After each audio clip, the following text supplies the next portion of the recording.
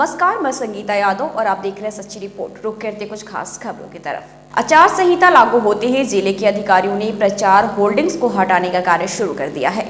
यह कार्य जिले के डीएम तिराहे से शुरू किया गया। एसडीएम सदर सौरभ गंगवार और क्षेत्राधिकारी नगर की अध्यक्षता में जिले के होर्डिंग्स हटाने का कार्य शुरू कर दिया गया है। एसडीएम सदर सौरभ गंगवार ने बताया कि इलेक्शन कमीशन ऑफ इंडिया के प्रेस वार्ता के बाद आचार संहिता लागू हो चुकी है। उन्होंने कहा कि आचार संहिता लागू होने के 24 से 48 घंटे के भीतर सभी प्रचार होर्डिंग्स को हटाने की कार्रवाई सुनिश्चित की जाती है। क्या मामला?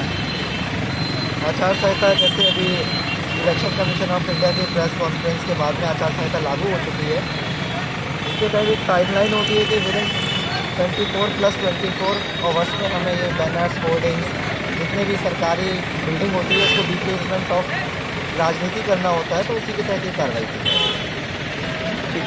बिजनौर के थाना नगीना देहात पुलिस द्वारा जंगल से कीमती लकड़ी काटकर चोरी कर बेचने वाले 5 शातिर लकड़ी माफियाओं को शीशम की लकड़ी व महिंद्रा पिकअप व अवैध शस्त्र सहित गिरफ्तार किया गया है। दरअसल आपको बता दें, जनपद बिजनौर के एसपी डॉक्टर धर्मवीर सिंह के निर्देशन में अपराध व अपराधियों के विरुद्ध निरंतर अभियान चलाकर लकड़ी माफियाओं पर कार्रवाई की जा रही है। विगत कुछ दिनों से नगीना देहात थाना क्षेत्र में लकड़ी काट के चोरी करने की शिकायत मिल रही थी। इस शिकायत पर थाना प्रभारी संजय कुमार के नेतृत्व में थाना नगीना देहात पुलिस लगातार लगी थी। बीती रात लगभग 9:15 बजे इनको सूचना मिली। एक मैक्स गाड़ी इन्होंने यूके नंबर की पकड़ी, जिसमें 5 व्यक्ति मिले, जिनका नाम राहुल, पवन, दीपक, शिव कुमार और आदिल है। गाड़ी में ही 4 कुल्हाड़े मिले, लकड़ी काटने के तमाम यंत्र मिले। इनसे पूछताछ करने पर यह पता चला कि लकड़ी चोरी से काट के लोग मुजफ्फरनगर ले जाके वहाँ पे इसको बेचते थे ऊंचे दामों पर। इनकी गिरफ्तारी की गई है, जिसमें से 2 थाना नजीबाबाद क्षेत्र के रहने वाले हैं, 3 लोग थाना मंडावली क्षेत्र के रहने वाले हैं। सुसंगत धाराओं में अभियोग इनके विरुद्ध पंजीकृत है। माननीय न्यायालय के समक्ष पेश करके इनको जेल भेजा जा रहा है। अग्रिम कार्यवाही प्रचलित है। अहरौरा क्षेत्र के सोनपुर गांव के उच्च प्राथमिक विद्यालय में जिला पंचायत सदस्य सुषमा सिंह पटेल व ग्राम प्रधान मनोज सिंह के द्वारा 200 कंबल गरीब, असहाय, वृद्ध महिला व पुरुष को वितरण किया गया। कंबल वितरण कार्यक्रम के मुख्य अतिथि नीरज प्रसाद पटेल, उप जिलाधिकारी चुनार, विशिष्ट अतिथि राजेश कुमार सिंह, प्रदूषण नियंत्रण अधिकारी चुनार व विशिष्ट अतिथि प्रहलाद सिंह, भारतीय किसान यूनियन के प्रदेश सचिव, और सिद्धनाथ सिंह, भारतीय किसान यूनियन के प्रदेश सचिव ने अपने हाथों से गरीब, असहाय, वृद्ध महिला, पुरुष को कंबल वितरण किया। इसी दौरान मुख्य अतिथि नीरज प्रसाद पटेल, उप जिलाधिकारी चुनार ने कहा कि जिला पंचायत सदस्य सुषमा सिंह और सोनपुर ग्राम प्रधान मनोज सिंह द्वारा जो कंबल वितरण किया गया है, क्या उद्देश्य है? आज जो कार्यक्रम हुआ है इसका मूल उद्देश्य था कि हमारे ग्राम प्रधान श्री मनोज कुमार सिंह और हमारी बहू सुषमा सिंह पटेल जो सदस्य जिला पंचायत इस क्षेत्र से हैं, लोगों का विचार था कि जैसे गरीबों को, जो समाज के अंतिम व्यक्ति है, गरीब है, विकलांग है, असहाय है, विधवा है, उनकी सहायता किया जाए। इस जाड़े में उनको कंबल वितरण किया जाए, ऐसी उनकी भावना थी कि उनको वितरण किया जाना चाहिए। और एक कार्यक्रम और हम नहीं बोल पाए, बहुत बढ़िया सुझाव था प्रधान जी का कि इस गांव में जिस गरीब व्यक्ति के लड़की की शादी होगी उसको 5,000 रुपये का हम उसको सामान और पैसे के रूप में उसका सहयोग करेंगे। उसमें प्रधान जी से मैं ये भी कहना चाहूँगा कि इसमें जिला पंचायत सदस्य सुषमा पटेल जी का भी योगदान रहेगा, ताकि गरीबों को शादी करने में कोई दिक्कत नहीं हो। यह सब कार्यक्रम इस तरीके से हो रहा है। सभी को नए वर्ष की ढेर सारी शुभकामनाएं देता हूँ। मुझे इस कार्यक्रम में जो सबसे अच्छी बात ये लगी वो ये कि हम लोग बहुत बड़े लोगों का स्वागत करते हैं। मुझे बहुत अच्छा लगा कि हमारे किसान यूनियन भाई यहाँ पर मौजूद हैं, उन्होंने एक ऐसा कार्यक्रम रखा है जिसमें गरीब लोगों को कंबल मिल रहा है। मैं चाहूंगा सब लोग जो है किसान यूनियन। चालक सिपाही ऑडियो वायरल मामले में एसपी सिटी ने लिया संज्ञान। आरक्षित चालक अम्रपाल को तत्काल प्रभाव से किया गया लाइन हाजिर। पूरे मामले की क्षेत्राधिकारी गजेंद्र पाल को जांच सौंपी गई है। जांच के बाद अग्रिम कार्यवाही की जाएगी। आपको बता दें पूरा मामला जनपद बिजनौर के थाना नांगल का है, जहां पर सिपाही अम्रपाल चालक के पद पर तैनात है, जिसका एक ऑडियो सोशल मीडिया पर जमकर वायरल हो रहा है। वायरल ऑडियो में अम्रपाल एक दूसरे व्यक्ति से गन्ने के ट्रैक्टर व ट्रक शुगर मिल तक पास कराने के नाम पर 700 ले रहा है, जिसमें सिपाही थाना नांगल एसओ की जिम्मेदारी भी पूरी तरह फोन पर बात कर रहे हैं। 700 रुपए ले रहा है, जिसमें सिपाही थाना नांगल एसओ की जिम्मेदारी भी पूरी तरह फोन पर बात कर रहे व्यक्ति से कर रहा है। ड्राइवर अम्रपाल ऑडियो में किसी दूसरे व्यक्ति का गूगल पे नंबर भी बताते नजर आ रहा है और अपना व्हाट्सएप नंबर भी वायरल ऑडियो में बता रहे हैं। सोशल मीडिया पर एक वॉइस ऑडियो वायरल हो रहा है, जो आरक्षित चालक थाना नागल का बताया जा रहा है, जिसमें ट्रक चालकों से पैसे की कुछ डिमांड की जा रही है। इसकी सत्यता जानने के लिए क्षेत्राधिकारी नजीबाबाद को जांच दी गई है और आरक्षित चालक अमरपाल को तत्काल प्रभाव से लाइन हाजिर कर दिया गया है। जांच के उपरांत यदि दोषी पाया जाता है तो उसके विरुद्ध कठोर दंडात्मक कार्रवाई अमल में लाई जाएगी। उत्तर प्रदेश के मुख्यमंत्री योगी आदित्यनाथ जी की महिला सुरक्षा को लेकर दावे हवाई नजर आ रहा है। पूरा मामला सहावर थाना क्षेत्र के उदनीपुर की रहने वाली सुषमा देवी, जिसकी उम्र 25 वर्ष से है, जो गीतम सिंह लोधी की पत्नी है, सुबह घर से शौच को गई थी। लौट कर न आने पर परिजनों द्वारा तलाश करने पर घर से 100 मीटर दूरी पर खून से लथपथ शव पड़ा मिला।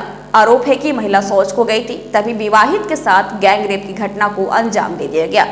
पहचान उजागर हो जाने पर दुष्कर्मियों ने विवाहिता की गला रेत कर हत्या कर दी और आरोपी फरार हो गया। घटना की जानकारी विवाहिता के पति ने एसओ राजकुमार सिंह को दी है। एसपी रोहन प्रमोद बन्ने सहावर सीओ सहित भारी संख्या में पुलिस बल मौके पर पहुंच गया। एसपी रोहन प्रमोद बन्ने ने खुलासे के लिए dog squad team, forensic team को लगाया है। बॉडी मिली है, क्या है पूरा मामला? ये थाना सहावर के उद्दनपुर क्षेत्र में एक महिला की डेड बॉडी मिलने की सूचना पुलिस को प्राप्त हुई थी। मौका मुआयना यहाँ पे किया गया है, साथ ही में एसओजी टीम और फील्ड यूनिट डॉग स्क्वाड द्वारा भी इसको देखा गया है। इसमें विधिक कार्रवाई की जाएगी। मुकदमा इसमें जो भी तहरीर प्राप्त होगी, मुकदमा इसमें पंजीकृत किया जाएगा और इसमें इसके खुलासे के लिए 4 टीमों का गठन किया गया। लखनऊ में पर्यटन एवं संस्कृति विभाग की 442 करोड़ की लागत से 488 विकास परियोजनाओं का लोकार्पण एवं शिलान्यास मुख्यमंत्री योगी आदित्यनाथ के द्वारा किया गया। वर्चुअल माध्यम से मुख्यमंत्री के द्वारा लोकार्पित परियोजनाओं में जनपद मिर्जापुर की 65 लाख की लागत से टांडा फॉल्स सौंदर्यीकरण कार्य का शिलान्यास एवं पर्यटन विकास कार्य एवं मिर्जापुर विधानसभा नगर में विंध्याचल में गंगा नदी के दाहिने किनारे पर 592.51 लाख की लागत से पक्का घाट, स्नान घाट, दीवान घाट का निर्माण कार्य लोकार्पण शामिल है। ये माननीय मुख्यमंत्री जी ने पर्यटन संवर्धन विकास योजना चालू की है और आज उसी के कार्यक्रमों का लोकार्पण और शिलान्यास किया गया है। तो इसमें जनपद मिर्जापुर में भी हमारे जो कार्य है उनका किया गया है और यहाँ पे पहले ही जैसे विंध्यवासिनी देवी का मंदिर और ये सब कार्य यहाँ पर हो चुके हैं, लेकिन इसमें प्रत्येक जो जनप्रतिनिधि है उनको पर्यटन संवर्धन योजना के अंतर्गत कुछ कार्य दिए गए हैं, उनमें उनका आज हमने यहाँ पे शिलान्यास कराया है। और अभी जो मुख्य रूप से हुआ हमारे जो टांडा फॉल वाली सड़क है उसका हमारे यहाँ पे शिलान्यास किया गया है और पूरे प्रदेश में लगभग 500-600 करोड़ रुपए के परियोजनाओं का इसके अंतर्गत लोकार्पण और शिलान्यास माननीय मुख्यमंत्री द्वारा किया गया। अच्छा, गंगा घाटों को भी जो है लोगों को जागरूक किया जा रहा है, वहाँ पेंटिंग कराई जा रही है, तो इसका क्या उद्देश्य है?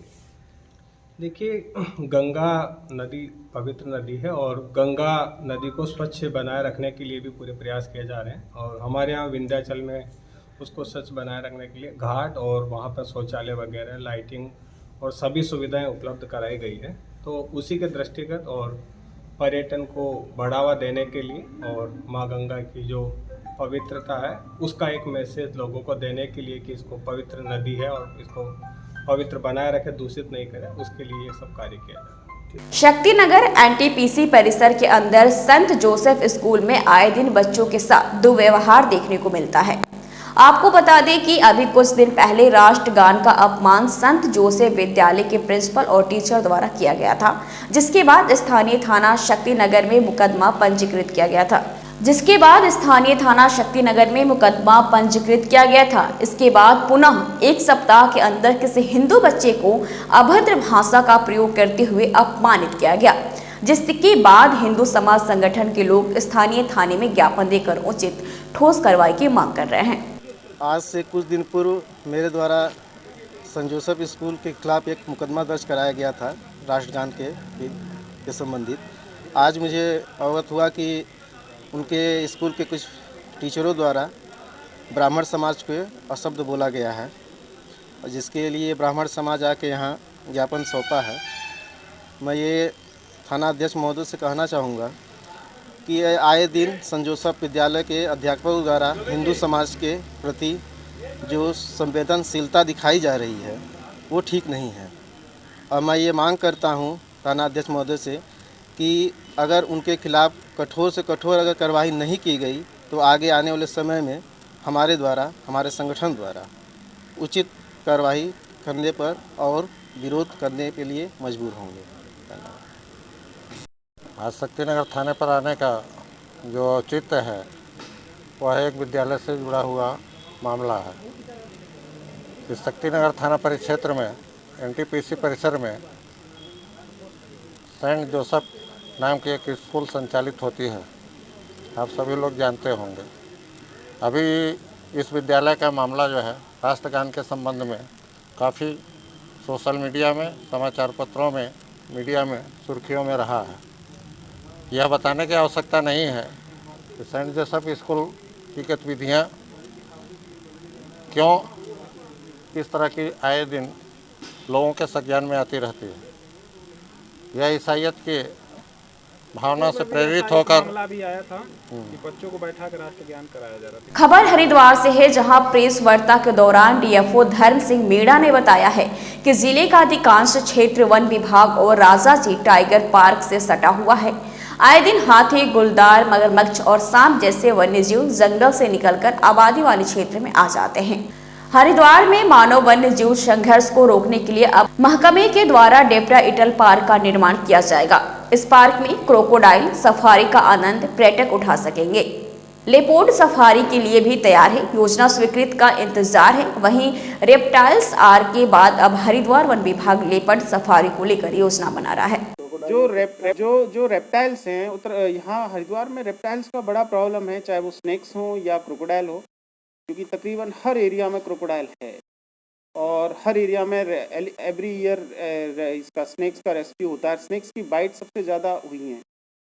आई थिंक पूरे उत्तराखंड में स्नेक्स के कारण जो डेथ हुई है हाईएस्ट होगी इस रीजन में। तो उस दिशा में हम लोगों ने पिछली आपसे वार्ता हुई थी तो डिसीजन लिया था कि क्यों ना एक क्रोकोडाइल पार्क बनाया जाए। तो उसी में पुनः सजेशन आया कि स्नेक्स को भी उसमें इंक्लूड कर लिया जाए और we shall go for reptile park. तो 2 करोड़, ये भी मैंने 2 दिन पहले ही रिव्यू बैठक हुआ था तो उसमें प्रस्ताव डाला था प्रोजेक्ट का, तो ये पास हो चुका है। इस ईयर जो हमारा कैंपा का एपीओ उसमें 2 करोड़ का प्रस्ताव डाल रहे हैं। तकरीबन 7-8 करोड़ का ये पूरा प्रोजेक्ट होगा 3 साल का, और इसमें 25 हेक्टेयर का एरिया हमने भूपपुर लक्सर रेंज में आइडेंटिफाई कर लिया है। और ये पार्क न केवल हमारी जो प्रॉब्लम है रेप्टाइल्स की उसको सॉल्व करेगा, पब्लिक को जो जान की क्षति हो जाती है उसको बचाएगा, न केवल ये करेगा बल्कि ये रोज़गार भी प्रोवाइड करेगा। हम पब्लिक को इससे जोड़ेंगे, इको टूरिज्म भी करेंगे और सफारी, एक क्रोकोडाइल सफारी के रूप में इसको विकसित करेंगे जिससे पब्लिक को रोज़गार भी मिलेगा।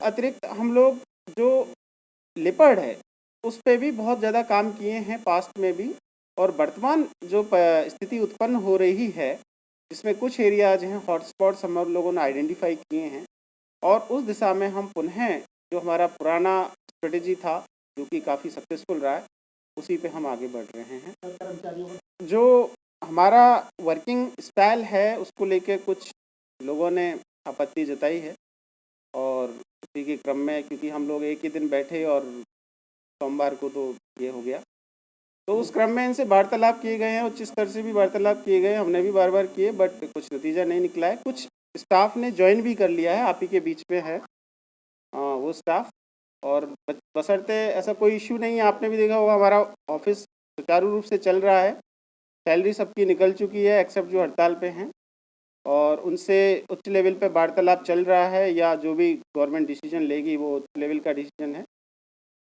और हमारा फील्ड स्टाफ जो है फील्ड में कार्यरत है, दिन रात काम कर रहे हैं। अब अवैध खनन पे भी काफ़ी हमने इस बीच में अंकुश लगाया है और अवैध पातन का जैसे मैंने आपसे जिक्र किया कि अवैध पातन की जो फाइलों में जो दुरुस्त नहीं रहती थी उनके दिशा में भी हम लोग काम किए हैं और काफ़ी हद तक हम उसमें सक्सेसफुल भी हो रहे हैं।